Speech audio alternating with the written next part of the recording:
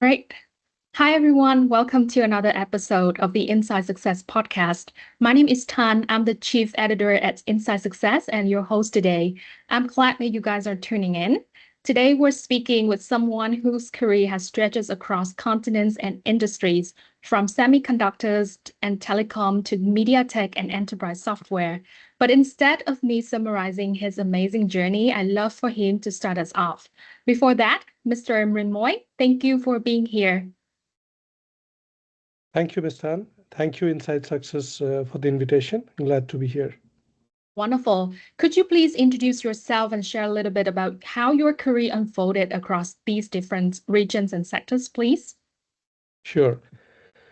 Well, I think if I look back my career, I would break it into two halves in my overall 23 years of journey. Yes. The first 10 years, I have been more as a corporate executive, and I transitioned from an engineer to a manager.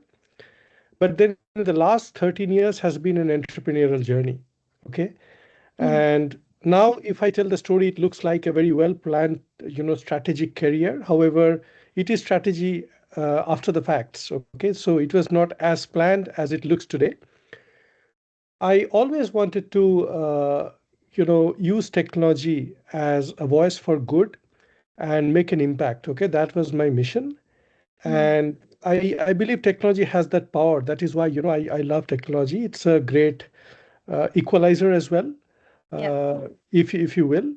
So, in the first 10 years, which was primarily in India, I worked in companies like Wipro, DXC Technologies, on mobile, where my focus was more on product management, building software.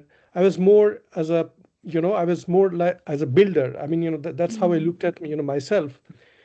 But then after my engineering stint, I in 2010 I moved to the US to do my MBA at Stanford Business School. yep. And in the business school, when I heard about all the fascinating case studies of unicorn leaders, I felt Mm, that I should give it a shot, right? Because one of the biggest learning from Stanford was the biggest risk in life is not taking enough risk. yeah. And I think I would wanted to challenge myself. So in the Silicon Valley, I co-founded my first startup along with my colleagues in Boston, Mm, and some of them came from MIT. So it was a good journey. I mean, our mission was to uh, build a build a solution in the Internet of Things space for the supply chain industry. Okay, and we were very fortunate to develop world's first tracking solution in the pallet industry. Okay, so that was the beginning. And then one thing led to another. My colleagues were actually came from Korea and the US, and that was my introduction to Korea. Okay. And when mm, I looked at the Korean engineers, what fascinated me was their capability in building hardware, right? So in my mind, I envisioned a dream of building a global company that combines the best of Korean hardware and Indian software and global market. Okay. mm, So in 2017, I come to Korea, and after an acquisition of my startup, which we co-founded in Boston, right? So that's how I come to Korea, and it was an adventure. But mm, I came to Korea primarily to join hands with a visionary leader called Dr. Jun Chong, who did not know India. But Indian executives at that time was getting a benefit of doubt because of the Sundar Pichais and the Satya Nadellas of the world. Everybody thought that Indian CEOs probably mm, are the tech CEOs, right? So he yeah. invited me to build the next phase of Solid. And Solid is a conglomerate of, it's a 27-year-old conglomerate, primarily in the telecom business. And I created a new business altogether in Mm, Korea.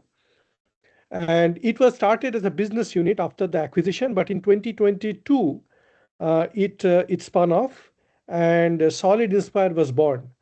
In May 2022, Solid Inspire was born. So prior to Solid Inspire, I was most focused on building technology. Okay, building the latest technology. I was fascinated by what's new, and all the all the fascinating stuff you can imagine with technology, right? IoT, sensors, blockchain, AI. Mm. But then in 2022 I realized that building technology is fine, lot of people are building it, but the problem I wanted to solve is adoption of new technology in business, because technology is always ahead of business, right? So 2 to 3 years of ahead of business. But the adoption of new technology is not just building technology, it's about combining people, process, technology, culture, a lot of things come into play. And that is the problem I wanted to solve, and in a very unique way, right? So basically, I realized that most of the technology companies, uh, suffer from what is called as type 3 problem. Mm. Type 3 problem means solving the wrong problem very efficiently with technology. Wow. And the most important thing in building a technology business is defining the right problem, which is a Yes. strategic question, right? So I wanted to build a combined strategy and execution, and build a software. I mean, that was my goal. It is still, I think building. It's still in the building phase. But my goal was to build a software platform that will take any company, any enterprise through this entire journey of value identification. Basically, a company has to identify where the value lies or which is the right problem to solve, right? And then value realization. Okay. And this software platform will be a bridge between strategy and execution, right? So, and this software platform was called MyPrism. And that is what I'm doing. And I think in the last 3 years, we have been very successful in serving customers in 28 countries. Okay. We've been Yes. very fortunate.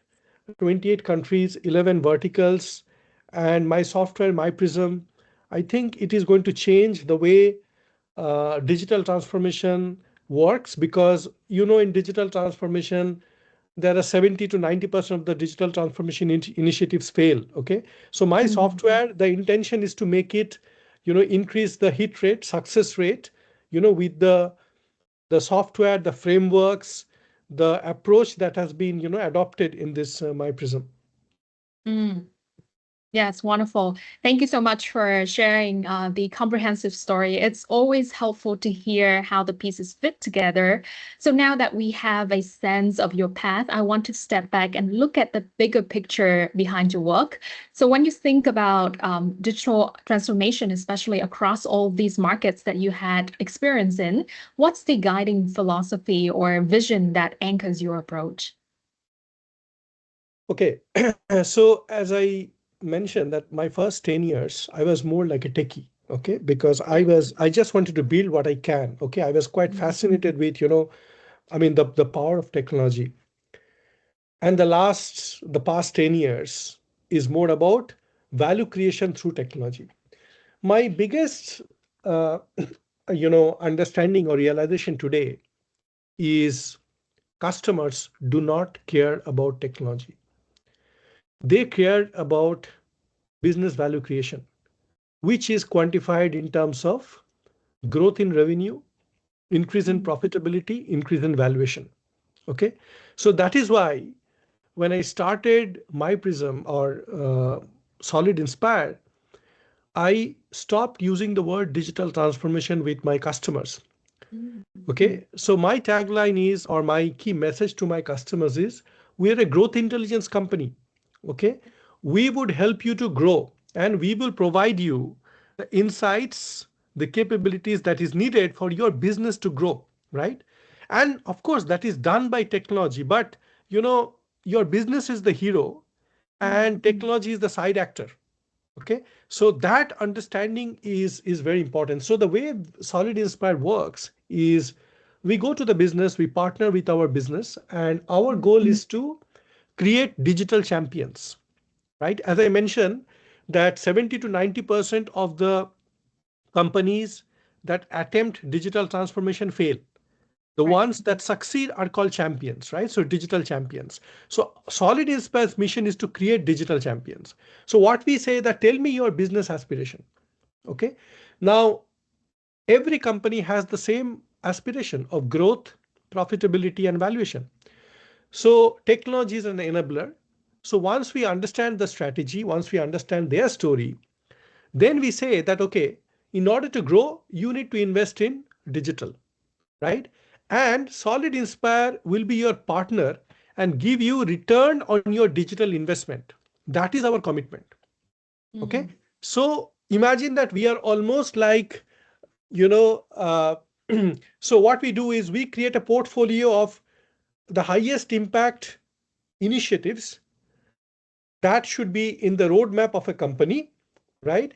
And we promise, our commitment is to maximize the return on digital investment, right? So if our partner says that, I have 1 million or $10 million to invest in my growth, so then Solid Inspire, through this consulting platform, through this software, we will tell that these are the 10 things you will do, or maybe the 3 things you should do that will maximize your return on investment, right? So, as I said, so the biggest insight is, do not talk about digital transformation.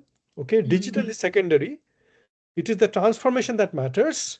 And the transformation should be quantified in terms of business value creation and align everything else to that storyline, that vision. Yes, wonderful. And I think that broader philosophy is a great setup for talking about what you're building today, Solid Inspire. Let's bring it closer to your current role. You hold more than 23 US patents. How do you describe the problem? Which problem deserve a long-term R&D commitment at your current role at the founding CEO of Solid Inspire? Yeah, interestingly, all the patents that I had, most majority of that, I have 24, or just filed the Oh, 25th one. Okay. wow. Uh, I did not imagine that this would be something, some breakthrough innovation. Okay. I just wanted to solve a real customer problem. And ironically, most of these patents, uh, patent ideas or solutions came when I was in sales. I was in sales and Mm. business development, right? When you are closest to the customer. Okay. So I think innovation is is about, not everybody has to invent the next big vaccine. Okay, innovation is about making things better. Okay, solving a real problem. So the my approach has always been to identify the real problem. What is the job to be done by the customer? Okay, what is customer's aspiration? What is the barrier the customer has, right, in terms of Mm. process, in terms of technology to solve that problem. Okay, and partner with the customer to solve the problem. Now incidentally, that became an innovation, that became a patent. Okay, so Yeah. my innovation approach is always to create customer value, business value, okay, by solving real problems, and the patents are incidental. Ah, I see. So I guess innovation is one part of the equation, but leading teams through that innovation is a different challenge altogether that any CEO or any C-suite member has to also encounter. So for you, Mrinmoy, you've lived and led teams in Korea, India, US, as well as the UK. What have these cross-cultural experiences taught you about leadership and adaptability? So, when I graduated from Stanford, in my yearbook, I had to give a quote. Okay, every student had to give a quote. And my quote was, different countries are different, but friends everywhere are the same. Okay. Yes. So yes, when you go to a new country, in fact, I am also very close to Saudi Arabia. That is where I spend. In fact, I spend 10 days every month in Jeddah because I am also, helping in innovation in one of my, customers. So when you go to a new country, initially you see the differences between cultures. Okay. Mhm. But when you spend a little more time, what I find is the sameness, the similarity. Each one of us bleed red. We have the same aspiration, right? We want to take care of our family, lead a good life, want to do a good job.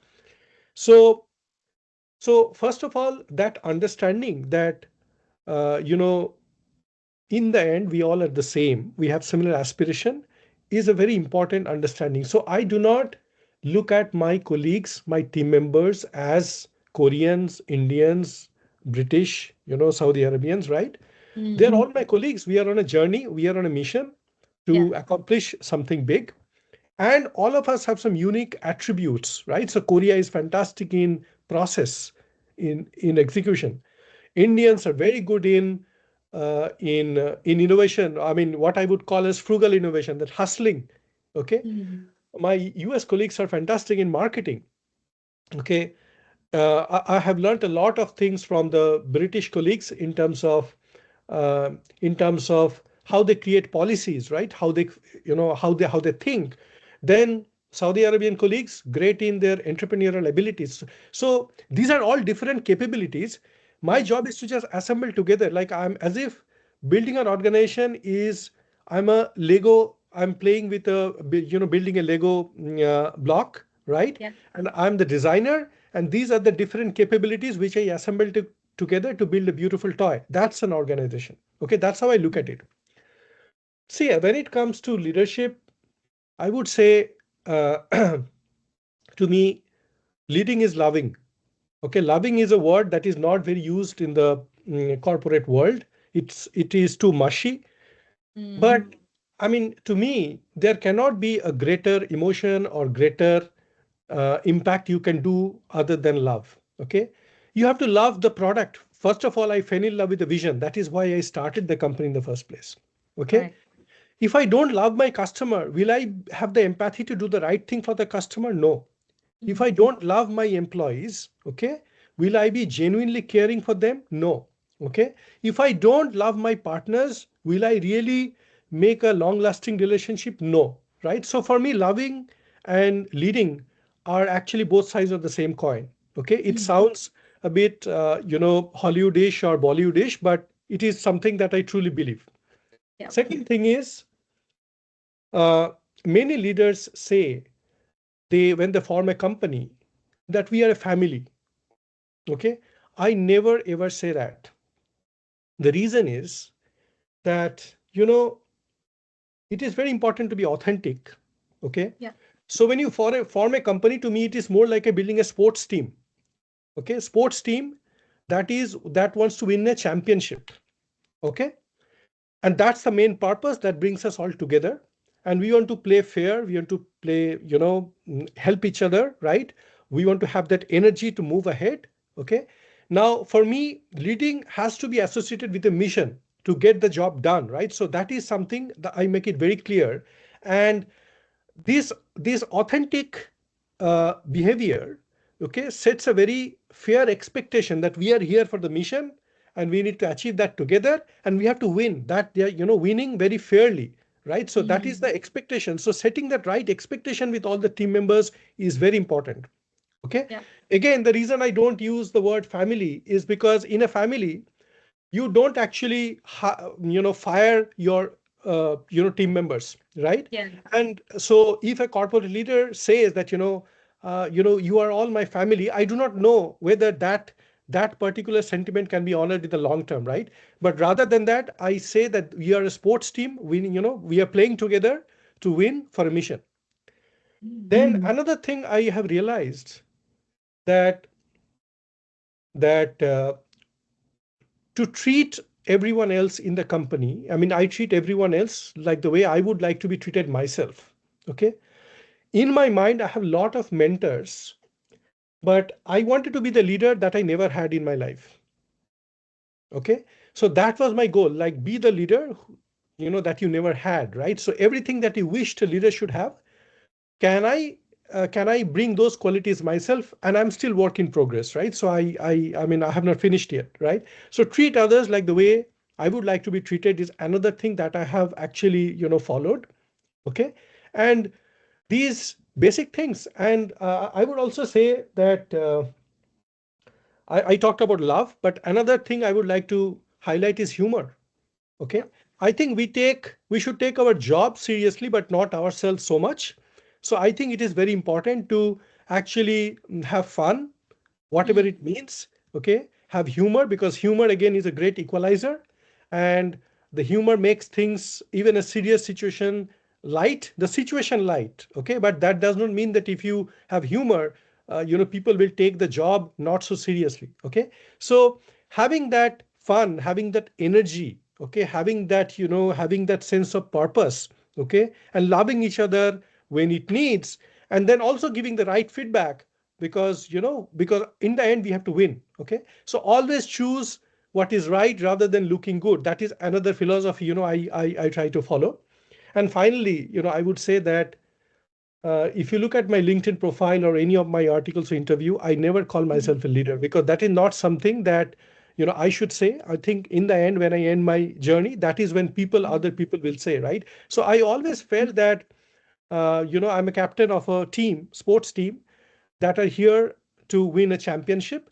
I would rather play that role, because um, leading, I think, that can only be, leadership part that can only be told by, I mean, that can only be explained by my team members. I should not be the person who should claim that I'm a great leader. Yes, wonderful. Thank you so much for sharing not only the results, but also the mindset and the growth behind it. I think it's very wonderful to hear how your philosophy was for leadership, for teams, and for the legacy that you want to leave behind.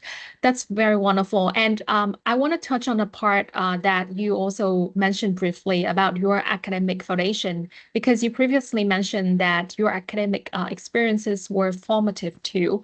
So I'm curious, how did your studying at Stanford and Warwick influence the way that you think about the problems and lead the teams today? Yeah.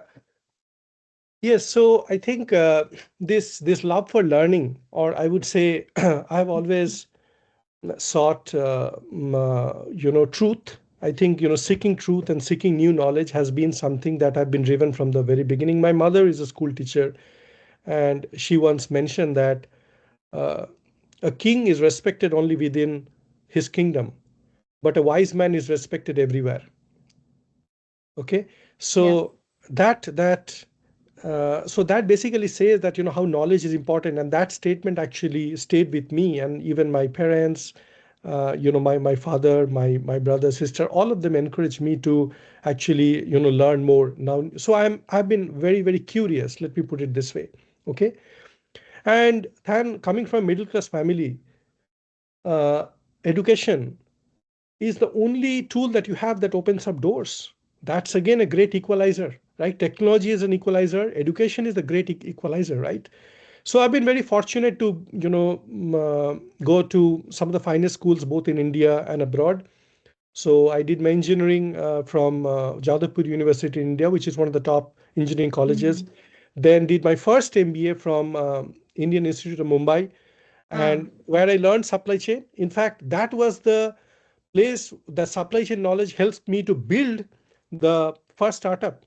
If you look at it, yeah. I built a IoT, it was an IoT startup that solved the supply chain problem, right? So that learning actually helped me to build my startup. Stanford opened up the world. I could get the confidence that I can make mistake and still recover, and making mistake is not bad. So that made me more, my outlook more global, of course. Mhm. And then right now I am doing my doctorate program at Warwick Business School, where my focus is how can AI help in building strategy. Yep. Okay. Now, if you look at it, all of these are tied to my work. Okay. So my academic journey and my professional journey are actually converging together. So these two are not separate, right? Mhm. For any new thing, any technology startup that I do, I need to do research, and that research comes from this academic learning. In fact, today, I mean, even today, wherever I am, I travel a lot. I'm in the plane. I'm jet lagged. But one thing I always do is spend at least 3 to 4 hours reading. Okay, Right. those, I don't know why those printed letters hook me so much, and I really love the transition of mind from I don't know something and I know something. Okay, that beautiful transition from not knowing to knowing gives me tremendous joy. Okay, Yeah. so that is something I chase, and fortunately that is translating into business, that is creating into business value creation. But again, it sounds very logical, but it is not that well planned that as you may think. Okay, so Mhm. it's like one thing leading to another. Okay, it is all these dots are getting connected, and there is a force that is doing that. It's not that it is happening a lot of times subconsciously, which I cannot explain. Wow, that sounds very, very structured, a very disciplined approach to how you approach the problems nowadays. And I think that mindset, that growth mindset, came from your backgrounds. The very tense academic foundation that you had in the past that shaped the ways that you think nowadays. So yeah, I think let's tie to the future now because the landscape is getting faster, is shifting faster than ever. So what trends or emerging shifts that you think will define the next phase of enterprise digitalization? And can you please share more about how you approach the future trends? What are your plans to preempt that trends in the future? Yeah. So I think we cannot talk about the future without talking about AI, right? Because that is Mhm. probably the biggest uh, generational technology that is defining today, and will probably define the future. But when I look at a great technology or any general purpose technology that changed the world, right? Starting from steam engine, electricity, and now AI, it is one of those technologies. Technology should always create meaning, a better Mm, meaning to the society, to the business, right? So technology cannot live on, because of technology's sake. Okay, that is when we will again do, as I say, type 3 problem. We will solve the wrong problem very efficiently with technology. Okay, so what we should never forget that these technologies are tools. Okay, it gives it creates a new language, a new business language. It creates a new capability. But we cannot outsource the thinking part to technology. That should always come from human. And human should always take the center stage, right? The translation should not be, basically the relationship between technology and human should never be that the technology is leading us. Human should always lead that because we can tell stories. Okay, the story part should always come from, from humans. And I feel the need for imagination will mm, become more, creativity will become even more, okay, in the world that we are living in.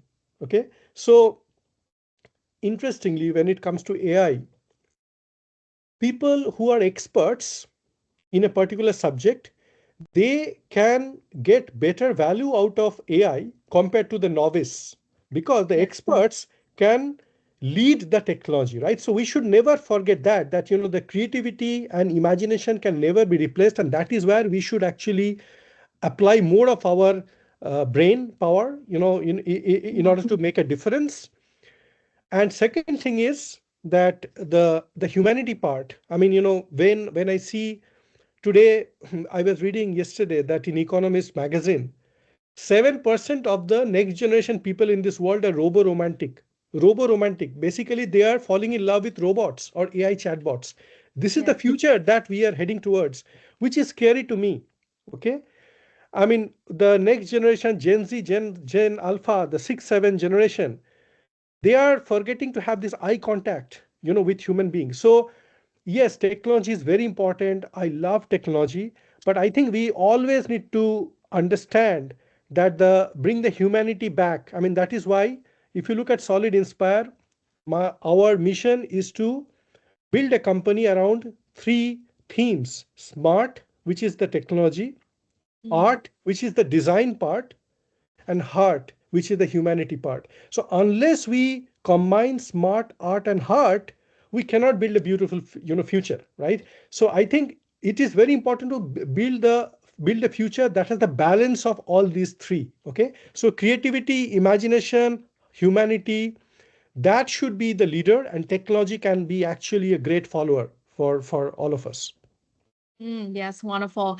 And to close us out, I'd like to end on something a bit more personal. So when you look at 10 or 20 years ahead, what kind of impact do you hope your work will contribute to, whether that's in companies, industries, or societies more broadly? I think my the legacy that I would, that there are two things, that I have in mind. One is that that I did something with all my colleagues. I think I is a very egoistic word. We did something together, and we we maintained the balance of humanity and technology in a very nice way, right? So we actually did something where this balance was maintained, and we were always true to this particular smart art and heart theme, right? So which I Mm. said is the core value for Solid Inspire. And and second thing is that technology is also creating a lot of divide. Okay, Yeah. I mean, even in the companies, in the organization, like there's a digital divide, the societal divide. Okay, and to some extent it hurts, because the life that I personally lead, okay, I'm very fortunate and blessed to lead that, great life. But I always also feel that it's a very unequal life that I lead. Okay, do I really deserve so much more compared to someone who is maybe, equally talented as me? So that question actually bothers me. So the technology should play a greater role in bridging that divide, whatever we have. Mm. Otherwise, it will not be sustainable, right? So technology is an equalizer. Okay, that part we should never forget. So two things, that whatever, if you think of what Mrinmoy tried to do, is he brought humanity into technology. Okay, he never forget, he never missed that point. And Mm. secondly, he truly used technology as a tool to empower and as an equalizer. Mm. Yes, wonderful. And before we just wrap up, for listeners who want to follow your work or learn more about Solid Inspire, where can they find you online? Any websites or social platforms you'd like to share? Yeah, so Solid Inspire, www.solidinspire.com. That's our website. You can follow me on LinkedIn. Just check out Mrinmoy Chakraborty. I think you will find me. I'm also in Instagram. I actually, I'm also in YouTube. When I am tired, I also sing. So I have a YouTube channel where I have some of my, poetries and music. So yeah, Mm. I think, my life is quite an open book. So you can find me anywhere. And honestly, I one of the things that I try to do is, I believe that the greatest form of empathy is giving time to another person. So Mm. when somebody sends an email or a message, I always try to respond to that. I'm never so busy that I will not respond to any of my friends, colleagues, out there. So yes, I think, feel free to write to me. I mean, I will always make a point to respond. It may take some time, Wonderful. but I will definitely respond. Yes, wonderful. Thank you for sharing that. And to our listeners out there, it's a powerful reminder of what truly matters in the midst of technological change. Thank you, Rinmoy, for joining us today. It's been a very thoughtful and inspiring conversation. Thank you, Tan. I really Wonderful. enjoyed talking to you. Thank you. Wonderful. Thank you so much. Thank you, everyone, for listening. This has been the Inside Success Podcast, and we'll see you in the next episode. Hey, I think that's the end of our podcast today. Thank you for your patience.